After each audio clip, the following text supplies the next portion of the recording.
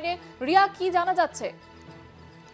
দেখো, তোমায় জানিয়ে রাখবো যে ইতিমধ্যেই যে খবর পাওয়া যাচ্ছে, যেখানে দেখা যাচ্ছে যে এবার এই রাজ্যের অফিসারকে পাঠানো হচ্ছে অন্য রাজ্যে, অর্থাৎ বিধাননগরের পুলিশ কমিশনার মুরলীধর শর্মাকে পাঠানো হচ্ছে তামিলনাড়ুতে পুলিশ অবজারভার করে সেখানে পাঠানো হচ্ছে।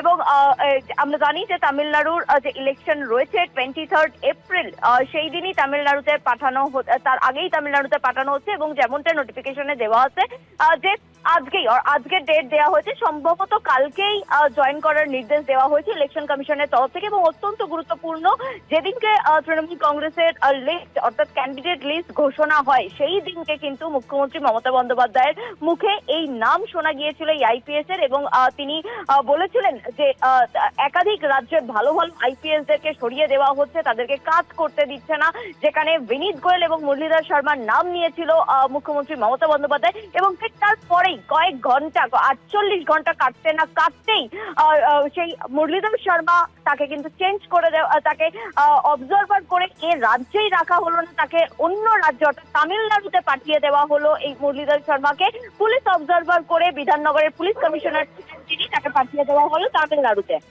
ধন্যবাদ জানাবো রিয়া।